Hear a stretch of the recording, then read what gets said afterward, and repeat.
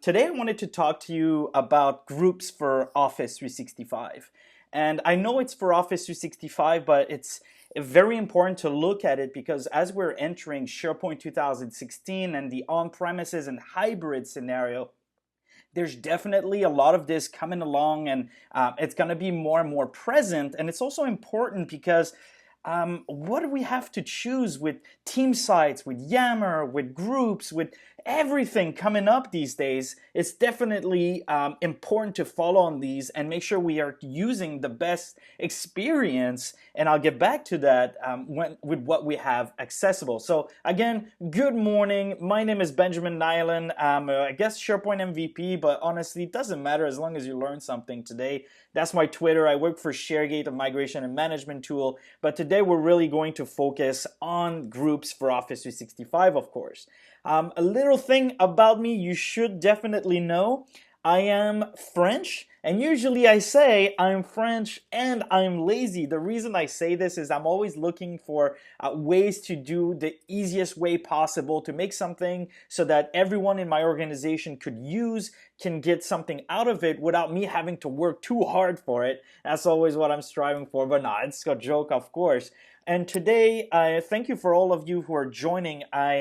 I'm talking to you from Canada, where it is currently minus 35 Celsius. So it is quite cold, and I'm really happy to be here with you. If I freeze over like my GoToWebinar did, don't worry about it. It's just the cold over here. All right. So yay, more stuff, more new Office 365. Why aren't you talking about SharePoint 2016 instead? And of course, shout out to my dog. I understand you. There's a lot of things going on. There's Office 365 releasing tons of things all the time. And I'm here once again talking to you about Office 365 stuff when you're still on premises and you're wondering, why should I even bother? And hopefully this will give you a good idea. Couple of weeks ago, actually now it's probably been a month or two ago, I was seeing a customer of ours here in Montreal, and he tells me, you know what, Ben? It's been a long and exhausting road with SharePoint. We told us everybody you could do anything with it. It's a platform. You just have to go build it. But frankly, I'm tired of it. That's essentially the feeling that I got from this person and frankly, they were always going out and building it themselves with SharePoint, but it never quite did 100% of what they needed, right? So basically, you get this platform, you get sites, lists, libraries, and so on, you build it, and then you hear at the end, well, no, SharePoint actually doesn't really work like that. You need to do this, you need to do that. And I think that on Microsoft, it's the same thing. They've heard this. They've heard that a lot of people have licenses of SharePoint, but not necessarily everyone has been using it. And that's what's really important, the consumption of the tool, to make sure that you're using it, you like it. Now, of course, SharePoint is still going on. We've recently read a blog post from Julia White in the Office team who said that there's still a SharePoint 2016 on premises coming in just a few months, probably will be revealed at the Ignite conference. But what was interesting about the evolution of SharePoint was mainly that it talked a lot about hybrid, talked a lot about connecting both your Office 365 and your on-premises when it made sense, when it mattered. So if it made sense to use, say, OneDrive for Business or Groups, for example, or team sites or whatever, and leave the rest on premises in a hybrid scenario, it still makes total sense and could still save some money. So the evolution of SharePoint brought some new thoughts, new ideas. And this is probably going to be the focus, if I can call it like that, for this year. I think we should stop focusing on the technology. And I know we keep saying that, but this is really what is happening with Office 365 is to help us stop saying, oh, that's Exchange, and that's SharePoint, and that's Yammer, and it should be used like this and that, and how to actually use the technology. Instead, this is what Office 365 is focusing on. And again, this was really detailed and explained on the blog post by Julia White, and which I invite you to go check out if you want. It's called Evolution of SharePoint. And what I mean by we're going to focus on experiences now is that instead of focusing on SharePoint and focusing on Exchange and focusing on Link and focusing on Project Server, instead, we're going to try and provide the experience of searching, right? So search, they've already released things like Delph. They've released the Office Graph, of course. And this is the idea of basically being able to find things without having to go. So it's an experience of going to have to search things. We've already seen portals come out, right? There's the video portal, which I believe Jasper Oosterveld is going to present here on the European Conference Training Week as well. So the portals I'm very excited about, but this is a perfect example, once again, of experiences being delivered instead of a single product and focusing on that technology itself. A video portal and whatever other portals that they're announcing that are still relatively secret, social experiences with Yammer, BI. If you haven't looked at the new Power BI that's been released, it's now available for free and comes with a BI designer. And honestly, I've played around with it and it is really, really cool. And then we have team sites. Okay? What is the team site experience? The experience is for us to work together on files, have events or calendar items, to have announcements, conversations. That's what a team site really is. What the technology is, at the moment, you're probably thinking SharePoint. And that's fine. That's what we've been trained for years now, right? Probably since SharePoint 2007, or maybe some of you all the way to 2003, we know a team site as a SharePoint team site. But as an experience, it's really about coming and collaborating and working together.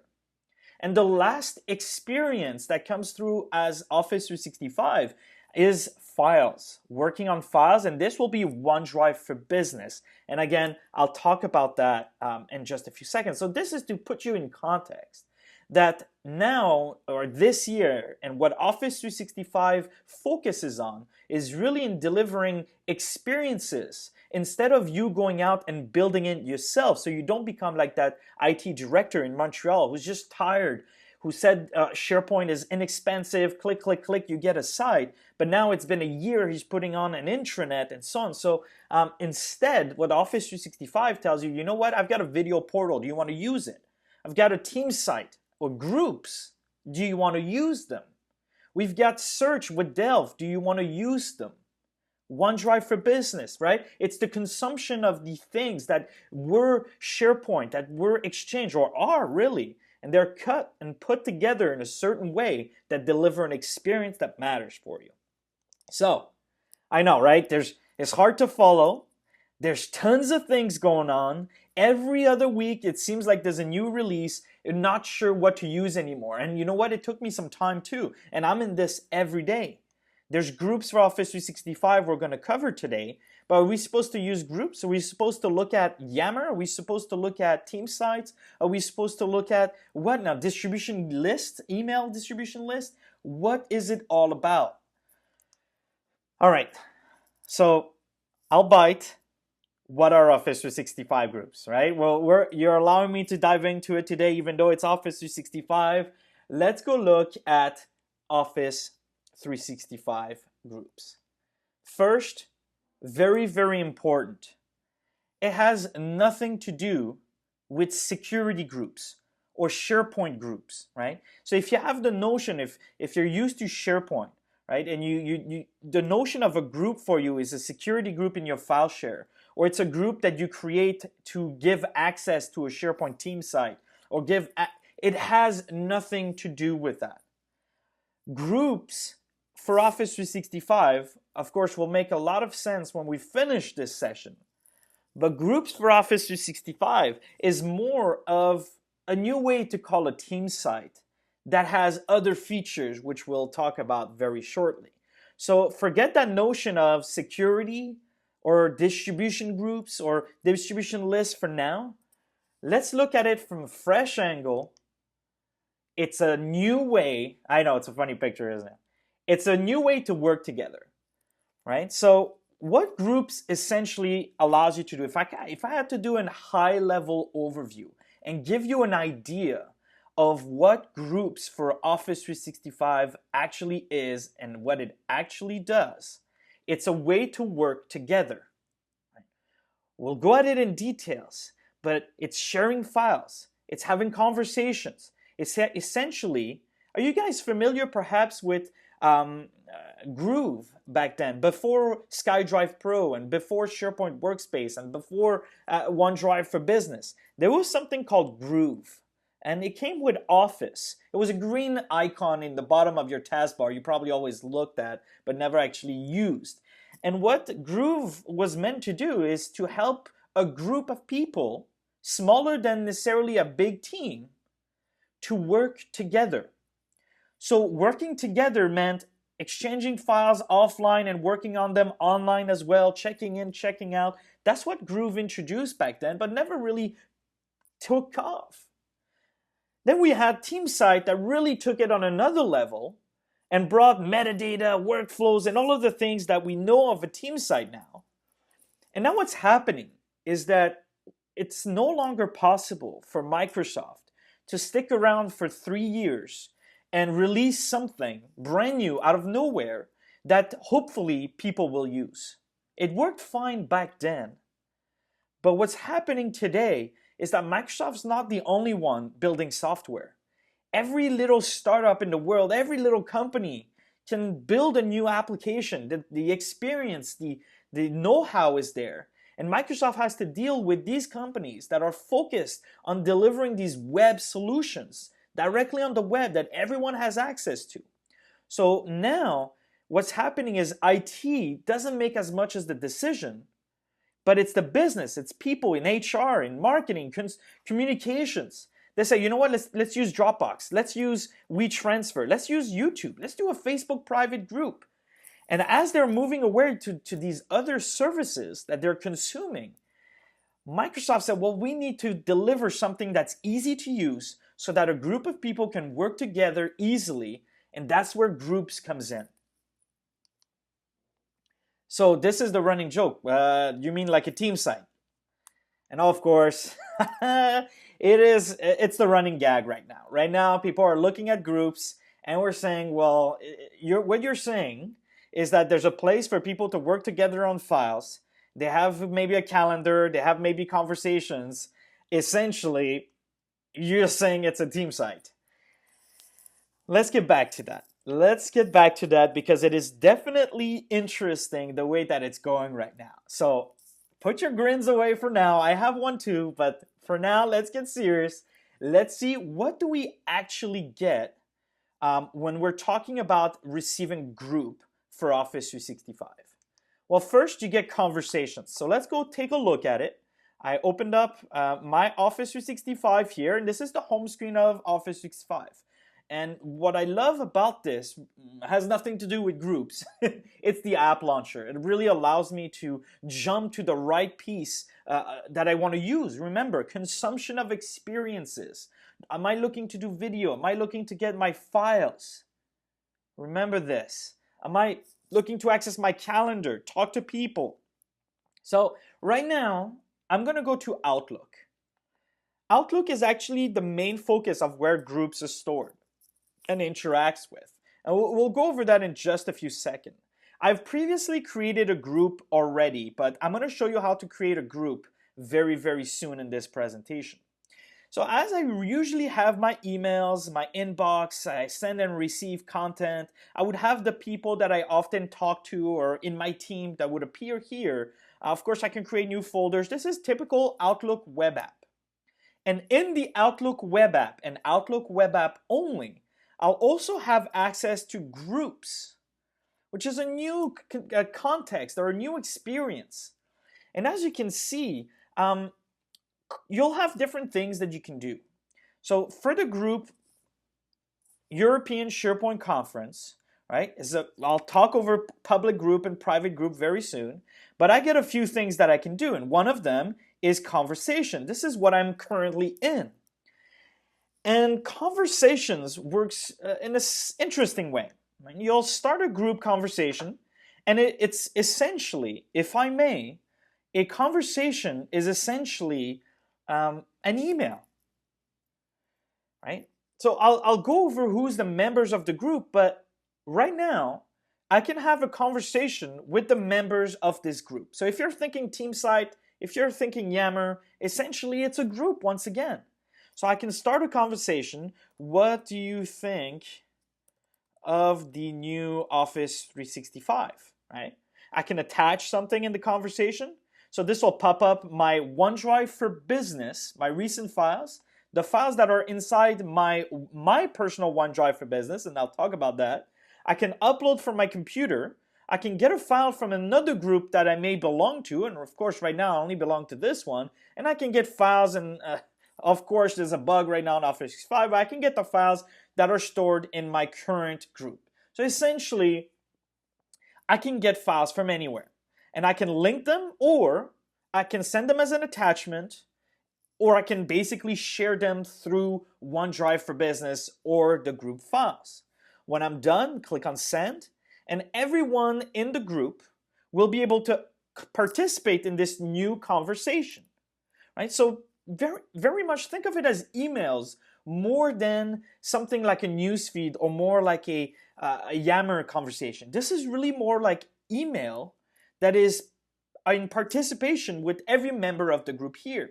So as another user, for example, that is part of the group, or if I logged in as somebody else, can come and reply here, would reply to me or to the group itself and say, I like it, attach a picture, whatever. And of course, click on Send and continue the conversation in that way, right? So this would be one conversation. I get the notification here, typical Outlook. Now, what if I start a group conversation and I also, if I want, can tag somebody from the outside? Remember, this works like email. So if I want, I could say I'd also like to send an email to somebody outside of the company and say test, I don't know, test, there we go, and click on Send. So this will have the conversation in the group with every member of the group, but also have somebody from the outside participate. Now, the behavior, unfortunately, is that person on the outside will receive the email and definitely can start, I think I actually have it open here. Go in this Gmail here, and I should receive it in a few seconds. There it is. There's the group email from EUSPC and from the mod administrator who sent it to me. Now I can reply, can choose to reply, I got it. What happens when I send it back and go back to my Office 365 here, in my group, in a few seconds, right, in the group you see it as a new email. So we'll get it here in a few seconds. We also get it here, and we got it in the group. There it is. However, as you can tell, the I got it came as a new conversation. So let's recap quickly. I know I've been going all over the place. You get a group. It's for people to work together. There's members of this group. As part of groups, you get conversations. Conversation allows you to have talks and chats between the different members of the group. But you can also, if you like, add anyone's email from anyone outside the the group. So I can talk to somebody outside through their Gmail, their work email, and this is very, very useful if you want a group, right, that people can submit things to. For example, an ideas, or where should the Christmas party be held, or if you want to contact support. And they can just contact that email, and the group, in this case support or help desk or whatever the case, can reply to them, and can always, everyone in the group can see what's going on and who responded to what. Essentially, not unlike a sort of ticketing system or end user support, this is actually pretty useful. So I love the fact that we can have people from outside of the organization to participate in the group. However, the experience is still, of course, it's separate from the original conversation, but it still help us follow. To do this, I had to go and edit the group that I had created and allow people from outside the organization to email this group. So if you don't want this to be possible, if you don't want anyone from the outside being able to email your group, you can definitely leave that off, which is the default value. So that's the conversation. It's important to note that by default, everyone that is in the group and in the organization can email this group, but people on the outside can participate. However, it is not on by default. Let's go back here. So first you get conversations. The second thing you get is a calendar for the group. Now, don't get me wrong. Let's talk about team site, a SharePoint team site, for example. Did you like the calendar in a SharePoint team site? That's what I thought. It's not the best calendar, if I can call it that even, for actual work, for actual usage, especially when we're used to this constant Outlook, right? Everybody's been in Outlook, or most of everybody has been using Outlook for years, and we've come to expect certain things from calendar management, right? And then we got to SharePoint, and SharePoint said, well, we have this calendar, which is very limited in some ways. So here what we have is a calendar for the group. Now, the advantage of this is that you can put it alongside your personal calendar, but the calendar here will belong to the actual group itself. So no matter who leaves and joins the group, the events, the occurrences, they're all still there and still fine. So here, if I click on new or click somewhere on the dates, I get the full Outlook experience for calendar management. I can repeat the event as many times as I want. I have customizations on that. I've got reminders. I've got attendees. I've got a scheduling assistant. I can put any form of text in there as well. I can even go and get apps from the App Store that I can use. So for example, there's the app My Templates, where I can use text templates for the meeting. Right? So there's a much better integration here because I'm actually giving the group, right? Remember, we stop focusing on technology, we focus on the experience through Office 365. So instead of doing either a Outlook calendar or Outlook distribution list, or either a Microsoft SharePoint team site, we're taking the best of both worlds. In this scenario, we're saying there's a group of people that are having conversations, and the group itself has a calendar that the members of the groups can interact with. So I can take any of these events and I can add them to my personal calendar as well, right? So I can click it, add to my calendar, I can edit it. Some people have accepted the event. I can link to other people outside the organization. But the best thing about this here is that the calendar is not a SharePoint calendar. It's an Outlook. It's an Exchange calendar.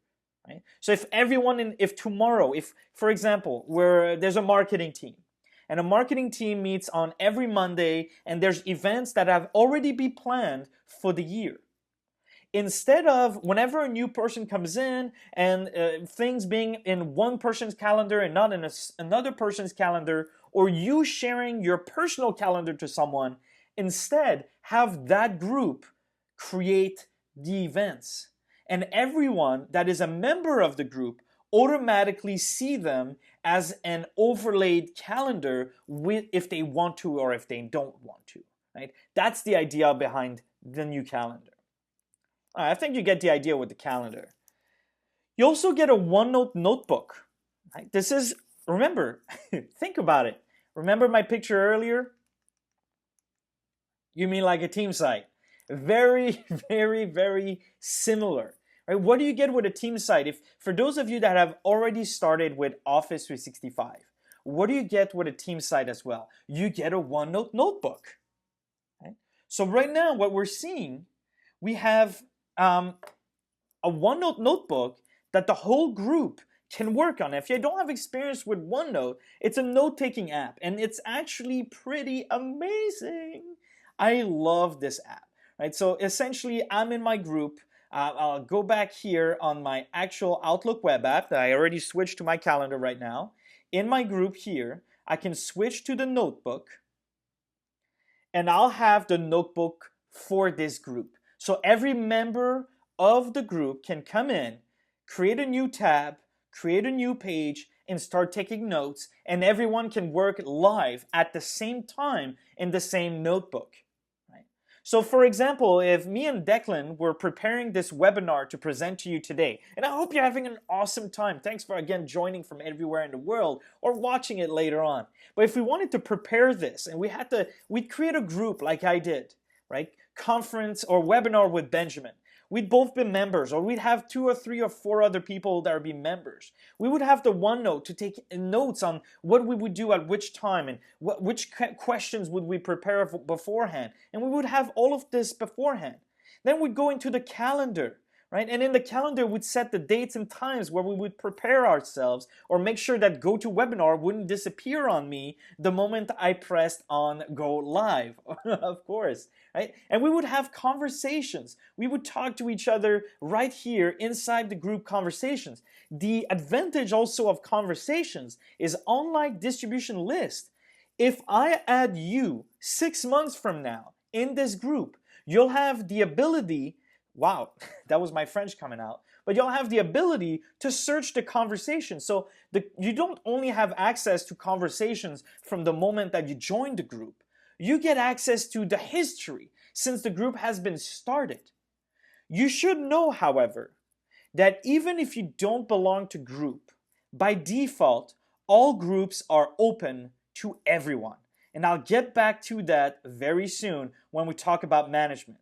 I do not belong to any group when I'm connected as Alex Darrow. As Alex Darrow, I'm part of the same company, but I do not. So I can browse groups, and I can see the the European SharePoint conference group. And if I click on it, I'll see the members, I can see the email, I can see the conversations. There's no security on this. Right? The reason for this is because it's a public group. There is the ability for you to create a private group, and in that case, I would not be able to see, as Alex Darrow, who has still not joined the group, to see all of the conversations happening and choose to participate in them, even if he's not joined in the group. Joining the group really allows him to subscribe to make sure that he's up to date with everything, but also to add the calendar as an overlay and so on, the files access and all of this. But he can see them by default. So I'm going to get back to my presentation here, which I'm sure you're impatiently waiting for. Here we are, guys. As a group, you also get files or a document library. And this is where it gets complicated because it started using OneDrive for Business. But what you don't understand with OneDrive for Business is that it's not what you think it is. OneDrive for Business, I love TV shows. So if you're watching Suits, you definitely would like the new season. All right, get back to Office 365, of course. OneDrive for Business is actually a brand. A lot of us tend to think, oh, it's the old Groove, it's the old SkyDrive Pro, it's the old SharePoint workspace. And what it is, it allows you to sync offline. And that's not entirely true anymore. OneDrive for Business is its own brand. It's almost its own product inside of Office 365. And if I could tell you to focus on one thing, when you see this, I want you to think this: files. I don't want you to think OneDrive for Business, sync offline. OneDrive for Business equals files. Let me explain to you. Let's go back into our wonderful world of the group here.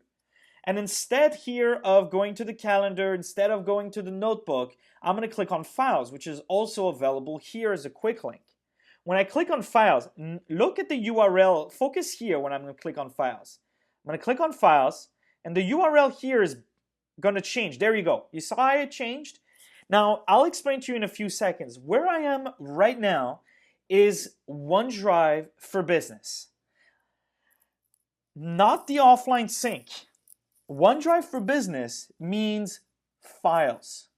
Yes, by default, if I click here, this is my personal files. I can see the recent files. I can see the files that are shared with me directly.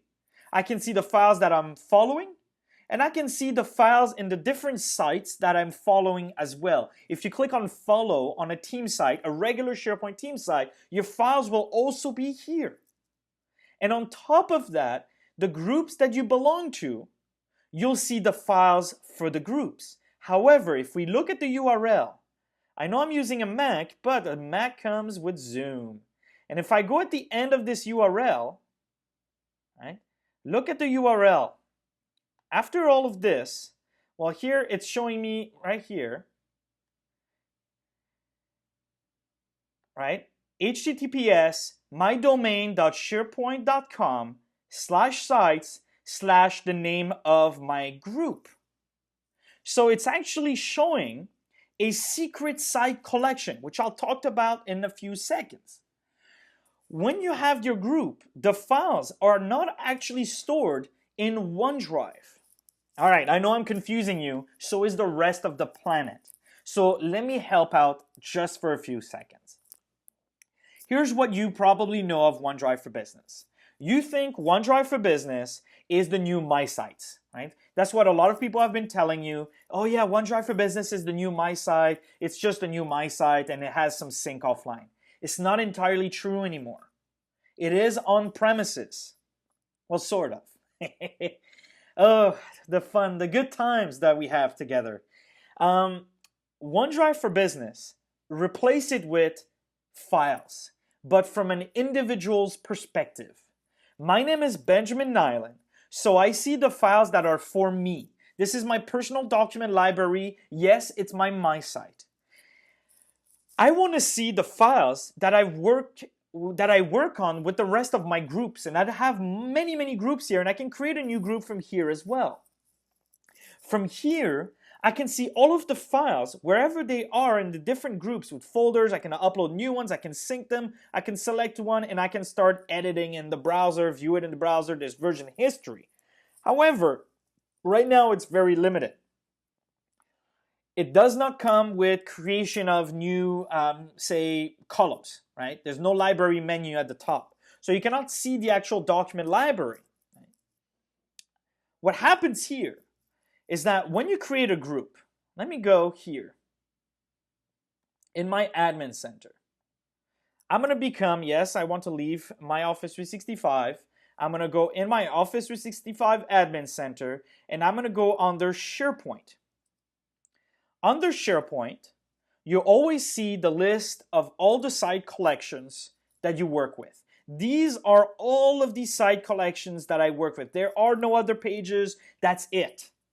Do you guys see the EU SPC site collection? No. It's actually hidden. And if I try to create a new site collection, and I decide to give it the same name as my group, EU SPC, and I'm going to call myself Mod Administrator.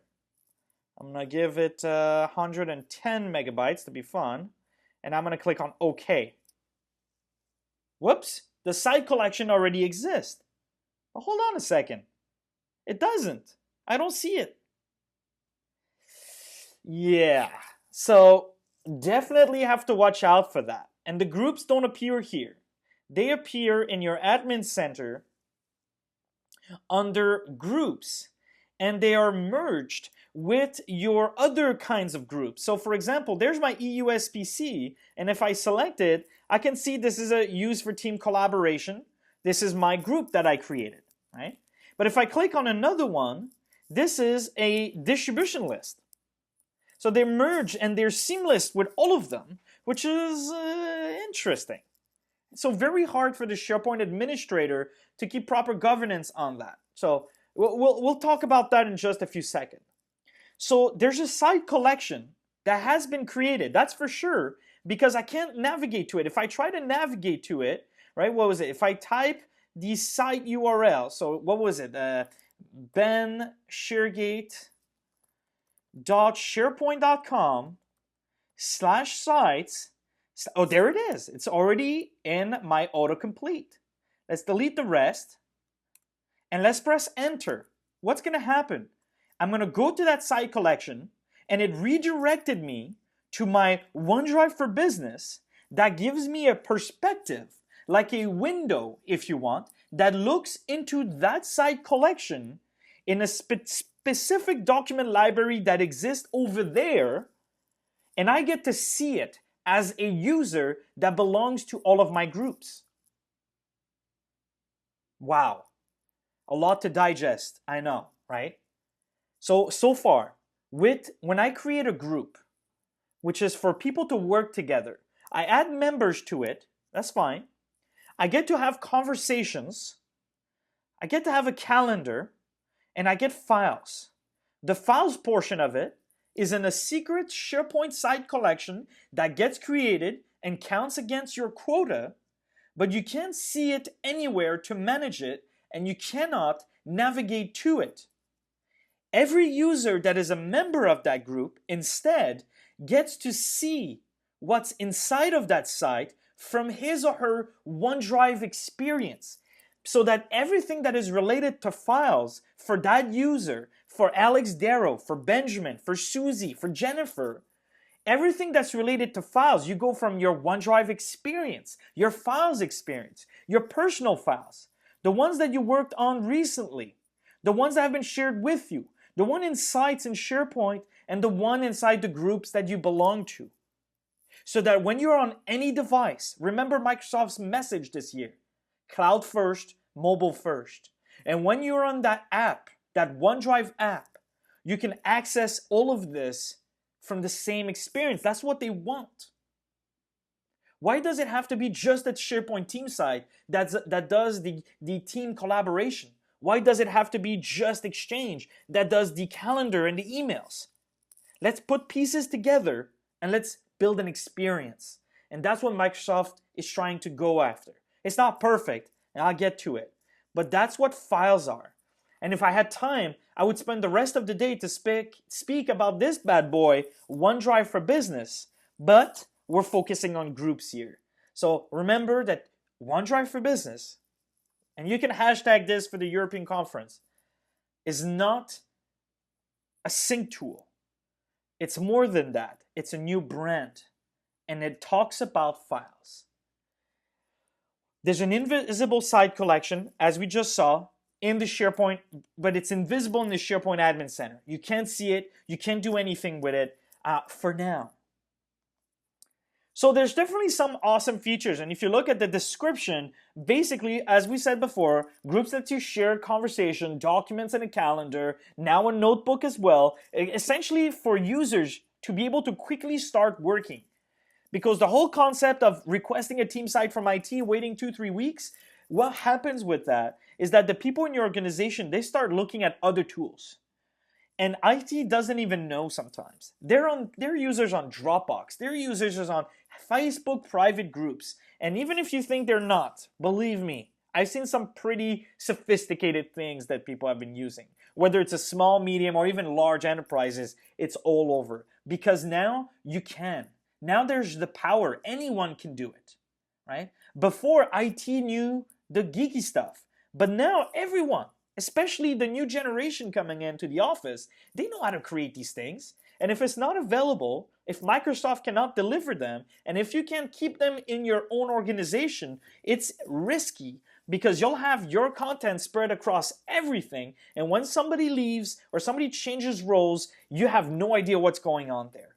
And that's why Office 365 makes sense, especially with a hybrid scenario with SharePoint 2016 on premises or 2013 or 2010, because it provides that ability to give what the people in the organization want, which is quick creation, quick work, quick collaboration, easy to use, accessible on mobiles, and at the same time, it will let you control and manage it.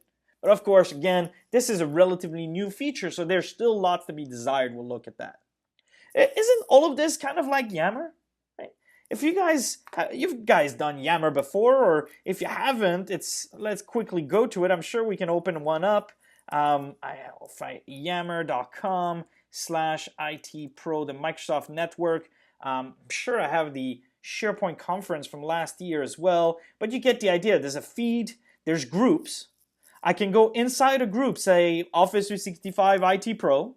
We have files, we have notes, and we have conversations.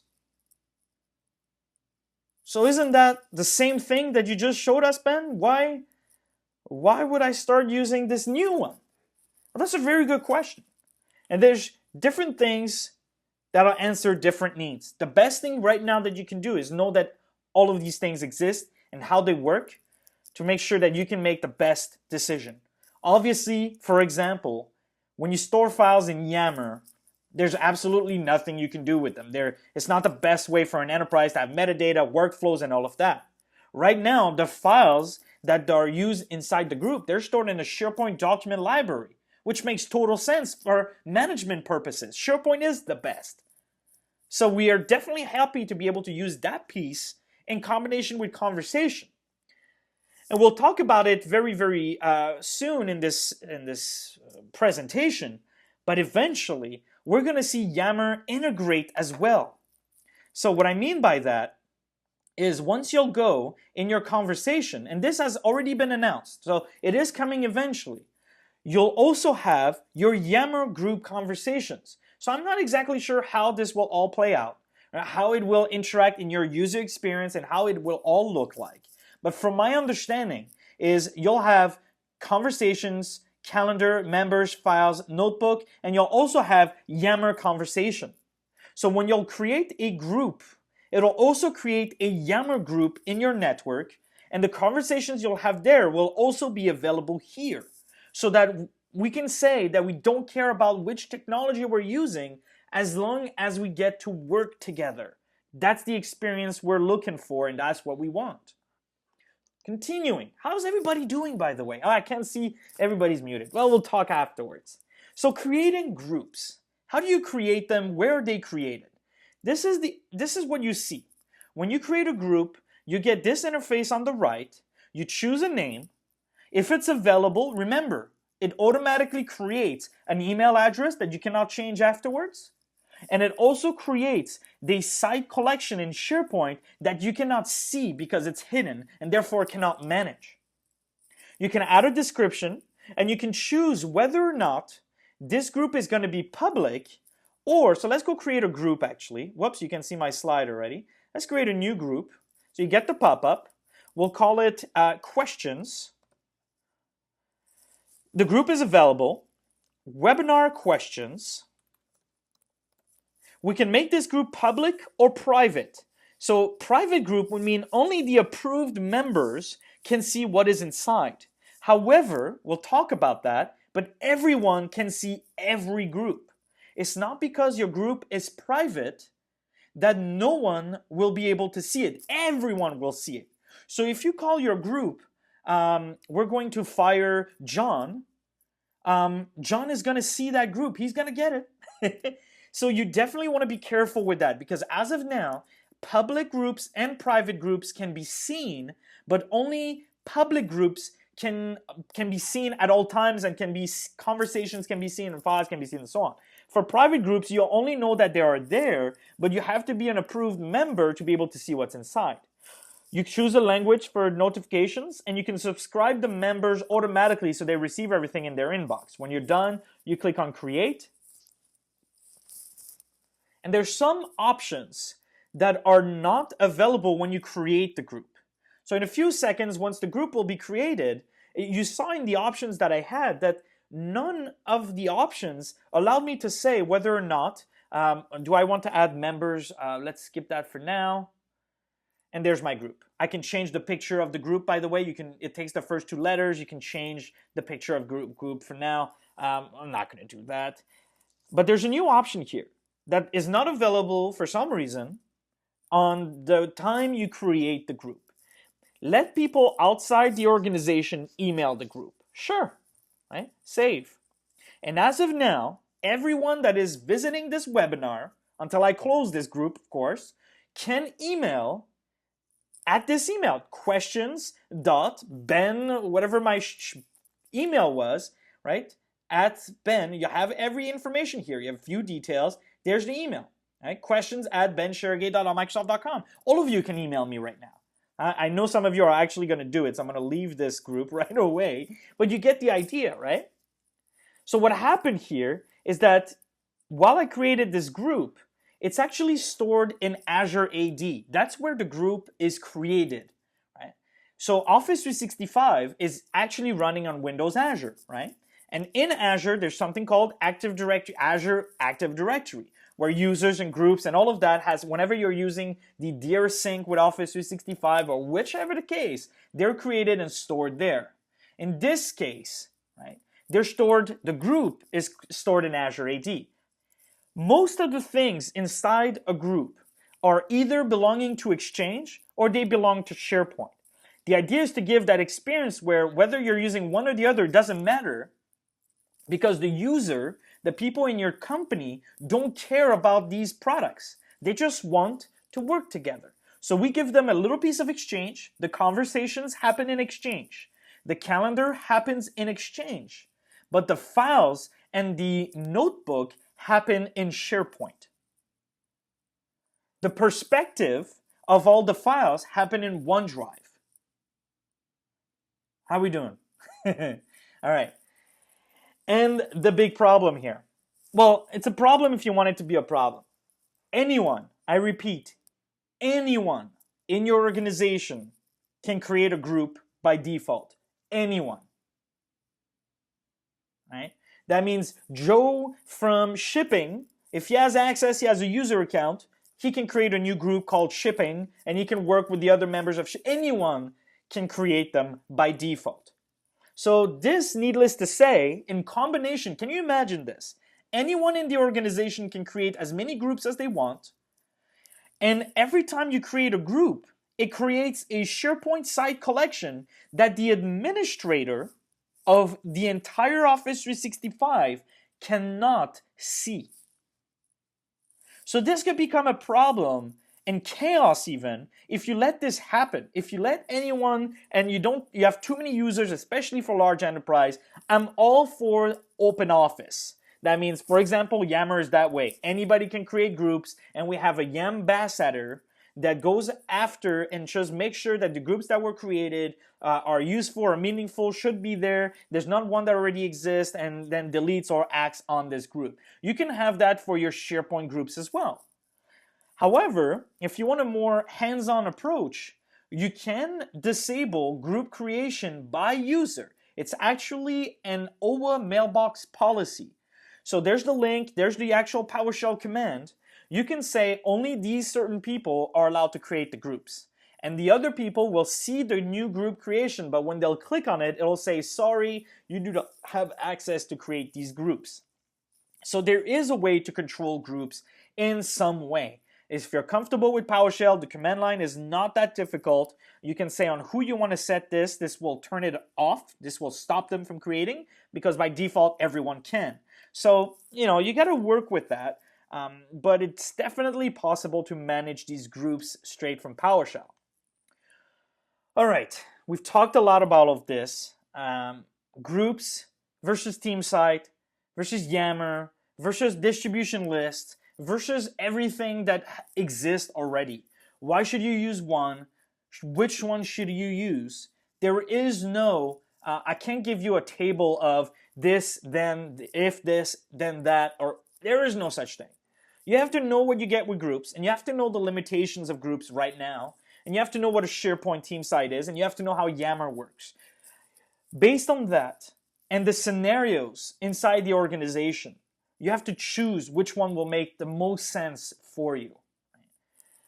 On top of that, I would say the benefit that I see from something like groups sprouting in Office 365 is I know the users.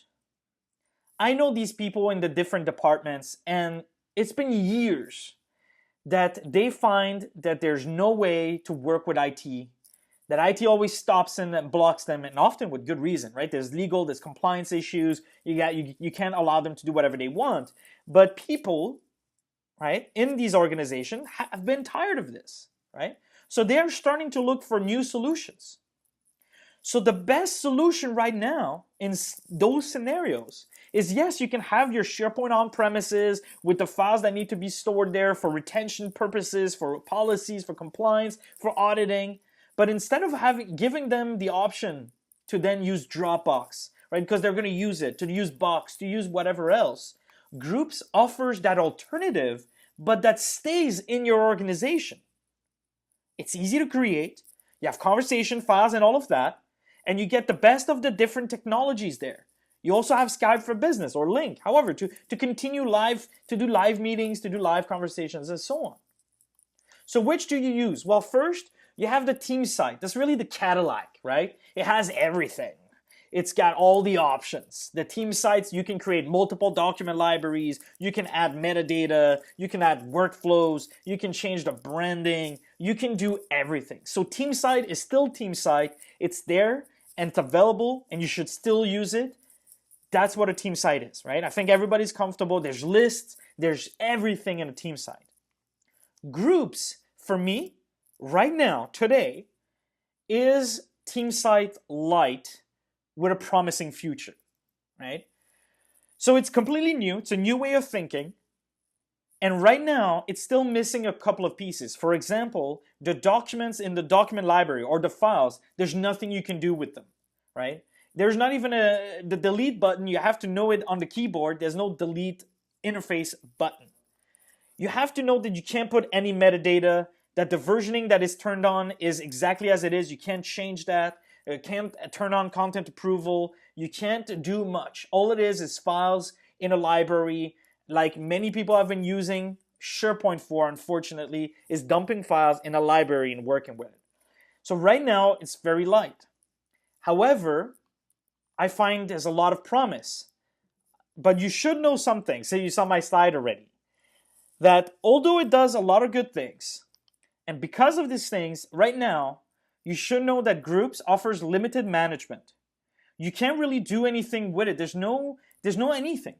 You can't even, I don't know, you can't even change it. You can't even delete change the email address, and everything else is through PowerShell. You can't control properly what the files are going to be there. You cannot recover, see the second one, cannot recover a deleted group. So if by accident, one of the admins deletes the group, all of the files, all of the conversations, they're gone, and you don't really have a way to recover them right now. There's no API for developers as well at the moment for groups either. All the groups can be seen in the GAL, the Global Access List. So when you're looking through the GAL, whether it's in an email, whatever, every single group can be seen. The public groups can be seen, the private groups can be seen. There's no compliance features. So if you have auditing, if you want to have to see who has access to what, who did what, there's nothing.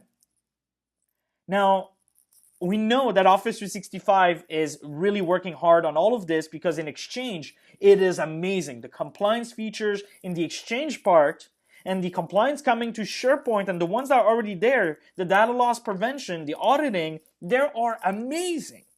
So I know they're going to be coming, but right now, it's Team Site Lite. It's still very new, right? And I chose the Tesla because it's amazing, love it, new interface, new way of thinking, but I can tell you that out here in the cold, you don't really go too far, right? You have to turn off the heating, there's not everything, it hasn't been really worked out for all the scenarios and all the environments properly yet. So that's what Groups is. It's a really good look into the future. There's no retention policies on Groups. So if you want Groups to be deleted after 7 months automatically, there's nothing to keep control on that. Which one was created when? Which one was the last one that we've modified? Which one has not been touched for the last 6 months and that we can delete? There's nothing on that. And there's no migration support. So if you have files in your file share and you have files in your team sites and you want to migrate them to a group, there's nothing. There's no support. There's no API. There's nothing you can do for that. Right? Same thing if you're coming from the Exchange side, you cannot turn a distribution list into a group. You'd have to do that manually in all the conversation, drag and drop them or something. There's nothing to automate this or to do that right now. I'm sure we'll see some of that coming as the new features get added to Office 365 and add to the groups or team experience. Now, A year ago, as you can tell, this looks like a team site. A year ago, Microsoft told us that we would be able to navigate to the team site that belongs to the group. So remember, when I create a group, I get conversations, I get a calendar, and I get files that creates essentially a secret site collection, and then I can see that library in my OneDrive. Eventually, at least I'm hoping it's still the case, we will have access to the site that was created for that group.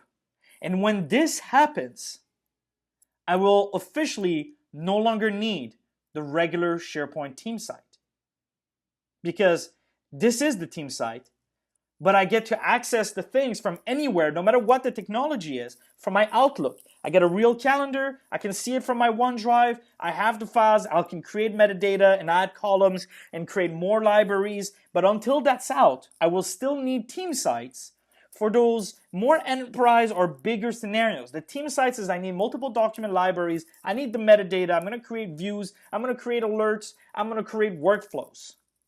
The group right now is for those quick collaboration scenarios, right? I wanted to work with Declan on this webinar. We wanted to prepare it for you guys. This would be a nice opportunity to use a group. We'll have files that we'll work on together. You'll have conversations. You'll have a calendar. You'll have a notebook. We can take notes. That would be the best quick scenario for us to not have to go through emails and then use Box to send files over because they're too big or whatever the case is. So until this happens, I'm still going to use team sites, but I can see how groups is a new in parallel. So it doesn't replace the team site, and it will never replace that old team site, but it will be a new parallel, a new vertical, a new way of working, the new team or collaboration experience. And I will probably go more and more towards there when that currently happens. So we talked about Yammer integration already as I'm finishing up here.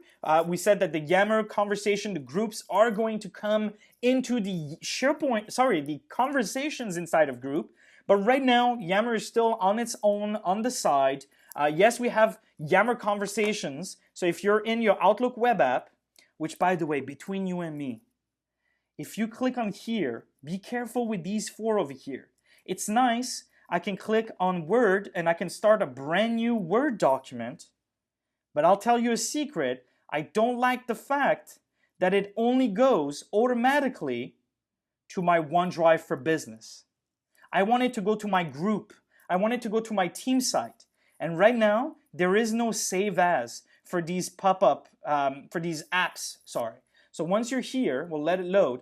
If users create anything from here, it goes to their personal document library in OneDrive. Anyways, I'm going off topic here, but be careful if you're deploying that at large, because even if you're in your group here, if you click on any of these, they actually go to your personal document library. This document here is in my personal document library if I navigate to it. It is not in my group library, it is not in my team site, and I have no way of saving it anywhere else. So definitely be careful with that. And Yammer, yes, we do have Yammer. If I open it up, we saw it earlier, if I open up this document, I will have edit in browser or view in browser, whatever the case. We have Yammer conversations. I don't know if it's actually loaded in my Office 365 yet, but usually on the pop-up here, you'll get Yammer conversation, but they're happening somewhere else. They're not in your group. You can't say to happen in your group. So right now, very, very limited for that. Your conversations are going to happen in that conversation box, and if people are talking on Yammer, it's completely separated and not connected.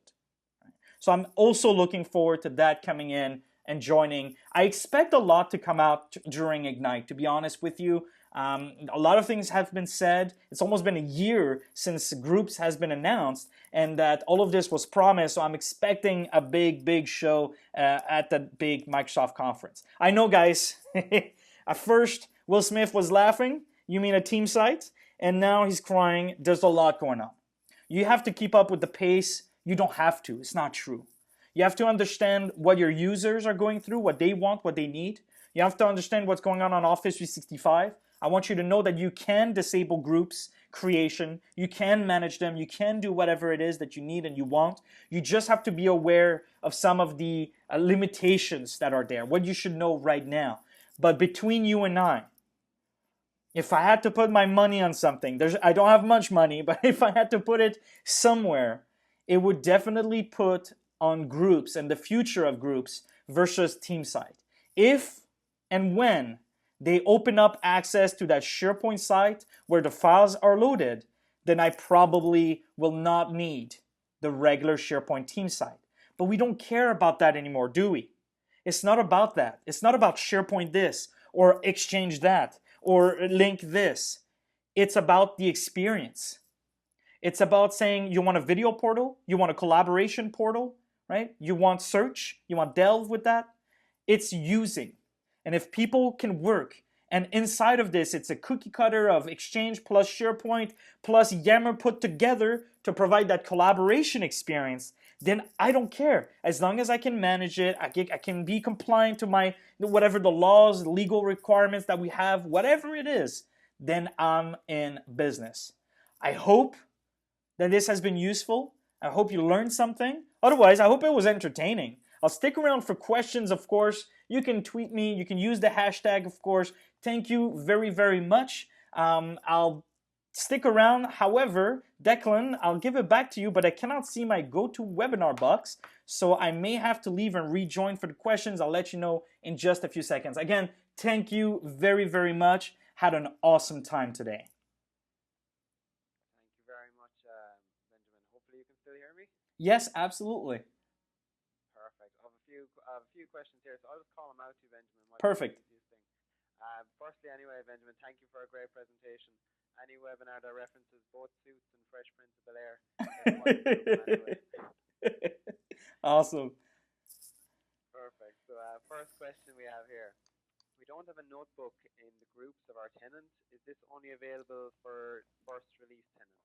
It's probably, yes, it is for first release. So if you're not on first release, you'll probably have to wait a couple of weeks, months. You can never tell really the exact dates. That's the whole, I don't want to speak too loud on that, but it's very interesting how it works. And so yes, the answer is it's for first release right now. Expect that to roll out without you knowing automatically very soon. Okay.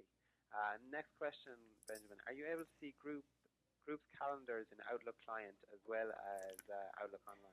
Right. So there is no group references to the. Basically, everything related to Exchange in the group is only available through OWA, Outlook Web Access. The client of Outlook does not see anything for the group right now. However, the calendar you can always connect to directly when you share it. So you'll be able to see it, but every interaction, almost everything in it is used through OWA. Time for just one more question. So the group files are deducted from whose file quota? Is it the OneDrive 1 terabyte quota of no. the creator of the group? So remember that that's the whole confusion with OneDrive. OneDrive wears a lot of hats. So even though the files look like they're in people's OneDrive, the files are not in people's OneDrive. The 1 terabyte quota is for the person's personal site, is the My Site aspect of OneDrive, right? So they're only shown there, but they're actually stored in a regular SharePoint site collection. So they actually count into your tenant's quota, your SharePoint quota.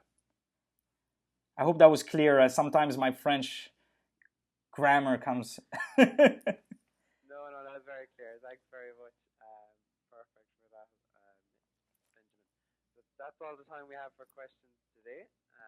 Thank you all for joining us. Thank you very much. Hopefully you can join us all again tomorrow. We've got 3 more great webinars with Alan Richards, Knut Belbamo, and Mark Cashman. And for more top quality training from the world's best speakers, look no further than Stockholm for European SharePoint Conference 2015. Registration is now open and you can get a 3-day pass for the superb price of $9.95. Check out SharePoint Europe for more information. If you want to speak in front of the European SharePoint community, then here's your chance. Speaker submissions are invited on SharePoint and Office 365 for ESPC15 Stockholm. For more info and to submit, go to bit.ly/call for speakers. closing date for submissions is this Friday, 20th of February. So thank you all again for joining us today, and hopefully I'll talk to you all tomorrow. Bye bye.